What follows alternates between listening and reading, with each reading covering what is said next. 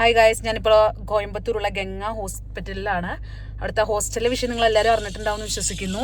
അവിടെ കുറച്ച് പ്രോബ്ലംസും കാര്യങ്ങളൊക്കെ ഉണ്ട്. അവിടുത്തെ കാര്യങ്ങൾ ഞാൻ ഫുള്ളായിട്ട് ഇവിടെ നിന്ന് ഇറങ്ങിയിട്ട് പറഞ്ഞുതരാം. കുറച്ചധികം പറയാനുണ്ട് കേട്ടോ. അവിടുത്തെ പിള്ളേരെ എടുക്കാൻ വേണ്ടിയിട്ട് നമ്മൾ വന്നതാണ്. അവരുടെ വീഡിയോസും കാര്യങ്ങളൊക്കെ ഞാൻ മീൻസ് ഈ വീഡിയോയിലൂടെ ഉൾപ്പെടുത്താം. എന്തായാലും ഞാൻ വീഡിയോ ഫുള്ളായിട്ട് നിങ്ങളോട് എന്തൊക്കെയാണ് ഉണ്ടായെന്ന് പറഞ്ഞുതരാം. ഓക്കെ. ഹായ് ഗൈസ്, നമ്മൾ ഈ വീഡിയോ ചെയ്യുന്നത് ഞാൻ മുമ്പ് പറഞ്ഞിട്ടുണ്ടായിരുന്നു. ഞാൻ പാലക്കാടല്ല കോയമ്പത്തൂർ ഗംഗ ഹോസ്പിറ്റലായിരുന്നു. അവിടുന്ന് വന്ന് എന്താ ചുമയും കുറേയൊക്കെ നിങ്ങൾ കേൾക്കുന്നുണ്ടാവും പിള്ളേരുടെ. കാരണം എന്താന്ന് വെച്ച് കഴിഞ്ഞാൽ അവിടുത്തെ ഹോസ്റ്റലില് ഗംഗ, നിങ്ങളുടെ ഹോസ്റ്റലിൽ കറക്റ്റ് പേര് പറയൂ. Ganga college of nursing. അവിടുത്തെ ഹോസ്റ്റലിലെ പിള്ളേര് ഇന്ന് രാവിലെ 6:30 ഫുഡ് കഴിച്ചത്. അതിനുശേഷം അവർക്ക് വോമിറ്റിങ്ങും ലൂസ് മോഷനും കാര്യങ്ങളൊക്കെയാണ്. അവിടെ നിന്നിട്ട് പാരന്റ്സിനെ അവർ വിളിച്ചു പറഞ്ഞിട്ടില്ല കേട്ടോ. പിള്ളേരുടെ വീഡിയോ വന്നതിന് ശേഷമാണ് നമ്മുടെ സായി ചരൺ സീക്രട്ട് ഏജന്റ് ഇട്ടിട്ടുണ്ടായിരുന്നു പിള്ളേരുടെ വീഡിയോ. അത് കണ്ടതിന് ശേഷമാണ് നമ്മൾ വിളിച്ചു നോക്കുന്നത് കറക്റ്റ് എന്താണ് സംഭവിച്ചതെന്ന് വെച്ചപ്പോൾ പാരന്റ്സിനൊന്നും വിളിച്ചു പറയേണ്ടെന്ന് അവിടെ നിന്ന് പറഞ്ഞിട്ടുണ്ടെന്ന് പറഞ്ഞു. നിങ്ങൾ ഈ നഴ്സിംഗ് കോളേജ് കൊണ്ട് എന്താണ് ഉദ്ദേശിക്കുന്നത്? പിള്ളേരെ നിങ്ങൾ ക്രൂരമായി പീഡിപ്പിക്കുകയാണോ, അതോ പിള്ളേർക്ക് എന്തെങ്കിലും ഒരു ശ്വാസം കുറച്ച് വിട്ടാലേ അവർക്ക് പഠിക്കാനുള്ള കുറച്ചും തലയിൽ കയറും കൂടെ ഉള്ളൂ അല്ലേ? അവർക്ക് നിങ്ങൾ ഉത്തരവാദി പറയോ? അവർ മരിച്ചു കഴിഞ്ഞാൽ എന്തെങ്കിലും അവർക്ക് സംഭവിച്ചാൽ നിങ്ങൾ വല്ലതും പറയോ? ഞാൻ ഈ ഗംഗ നഴ്സിംഗ് കോളേജിനോടാണ് ചോദിക്കുന്നത് ഈ ചോദ്യം കേട്ടോ. ആരും പറഞ്ഞിട്ടില്ല എന്ന് തോന്നുന്നുണ്ട്. ഈ ന്യൂസ് വരെ പുറത്തേക്ക് വന്നിട്ടില്ല. മറ്റുള്ളവർ എന്താ പറയാ, പിള്ളേരെ നമ്മളിപ്പോ കേരളത്തിലാണെങ്കിൽ ഇതിപ്പോ ന്യൂസ് വന്ന് കഴിഞ്ഞിട്ടുണ്ടാവും. ഇവരുടെ കോളേജിനെ സേഫ് ആക്കാൻ വേണ്ടിയിട്ട് ഇവര് മറ്റുള്ളവരെ ഫോൺ മേടിച്ച് വെക്കുക, ഈ വീഡിയോ എടുത്ത കുട്ടിയുടെ ഫോൺ മേടിച്ച് വെക്കാം. എന്താണ് നിങ്ങൾ നഴ്സിംഗ് കോളേജിലെ ആൾക്കാര് മാനേജ്മെന്റിനോടാണ് ചോദിക്കുന്നത്, എന്താണ് നിങ്ങൾ ചെയ്യുന്നത് ശരിക്കും പറഞ്ഞാൽ? അല്ല, നിങ്ങൾക്ക് മറ്റുള്ളവർക്ക് എന്താ പറയാ, മറ്റുള്ളവരെ നിങ്ങള് പിള്ളേർക്ക് എന്തായാലും കുഴപ്പമില്ല അങ്ങനെ ഒരു എനിക്ക് തോന്നിയില്ലേ? അതെ, അവരുടെ നഴ്സിംഗ് കോളേജിനൊന്നും പറ്റരുത്. ഗംഗ നഴ്സിംഗ് കോളേജിൽ ഞാൻ അവിടുത്തെ വീഡിയോസ് ക്ലിപ്പും ഞാൻ ഇതിൽ ആഡ് ചെയ്യുന്നുണ്ട്. നിങ്ങൾ എന്തായാലും പോയി കാണണം കേട്ടോ.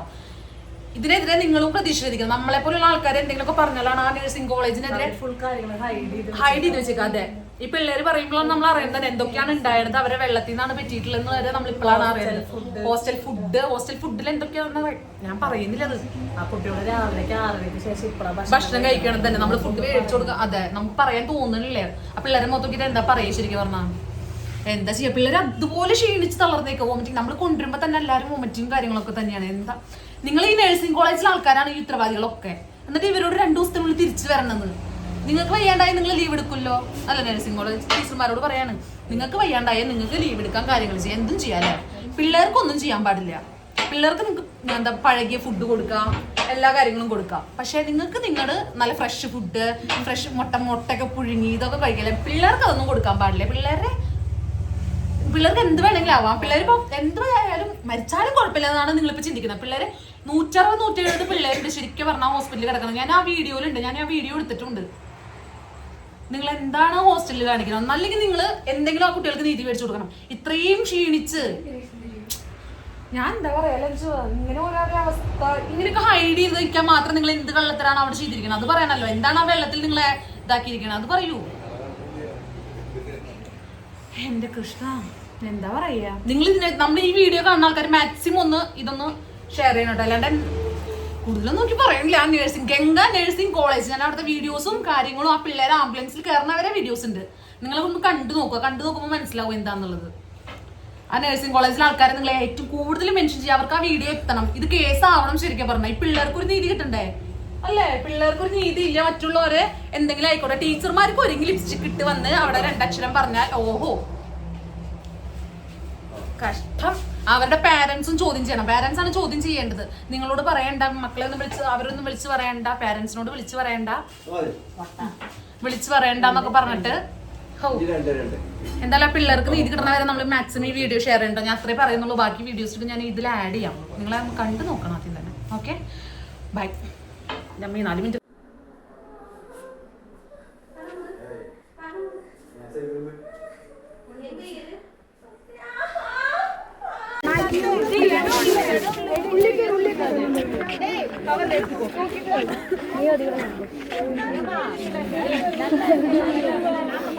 ആർക്കും വൈകാത്തോണ്ട് ഇത്രയും പേര് പോണേ.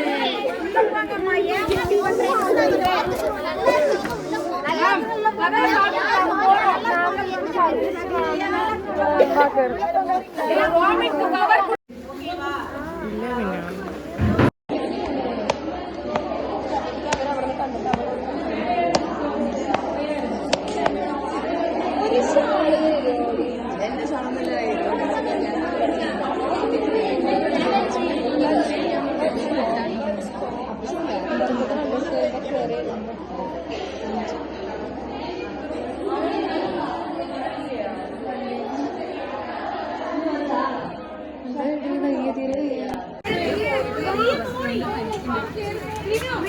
നിങ്ങൾ ആ വീഡിയോ ഞാൻ നിങ്ങൾ കണ്ടല്ലോ, ഞാൻ ആഡ് ചെയ്തിട്ടുണ്ട്. ഇവരുടെ ഫുഡിനെ പറ്റി പറയുകയാണെങ്കിൽ വളരെ മോശം ഫുഡാണ് ഇവരുടെ ഹോസ്റ്റലിൽ നിന്ന് കൊടുക്കുന്നത് കേട്ടോ. അതും കൂടി നിങ്ങൾ നോട്ട് ചെയ്യണം. ആ ഫുഡെങ്കിലും ഒന്ന് നല്ല കൊടുക്കട്ടെ. ഹോസ്റ്റലിൽ നമ്മൾ പൈസ കൊടുത്തിട്ടില്ല ഹോസ്റ്റലിൽ പിള്ളേർ നിർത്തിയാണേ. ആ പൈസ കൊടുത്തിട്ടാണ് നിർത്തിയാണ്. എന്നിട്ട് വരെ ഫുഡ് മോശം എന്ന് പറയുമ്പോൾ ആലോചിച്ച് നോക്ക്. എന്തായാലും നിങ്ങൾ ഇതിനെതിരെ പ്രതികരിക്കണം. ഞാൻ എന്താ പറയാ, ഈ പിള്ളേർക്ക് നീതി കിട്ടണ വരെ ഞാൻ ഈ വീഡിയോ ഇട്ടുകൊണ്ടിരിക്കും. അവർക്കെങ്കിലും ഒരു ഇതാ കണ്ടോ കാണുമ്പോൾ പിള്ളേരുടെ കുഴപ്പം കൊണ്ടാണ്, അതായത് ഒരു 160 പിള്ളേരുടെ കുഴപ്പം കൊണ്ടാണ് ഈ പ്രശ്നമൊക്കെ ഉണ്ടായിട്ടുള്ളത്. അവര് പറയണം അവരാക്കുക. അവരങ്ങനെ ഇപ്പൊ തിരിച്ചേക്കാണ്. കാരണം കുട്ടികളുടെ കുഴപ്പമാണ്.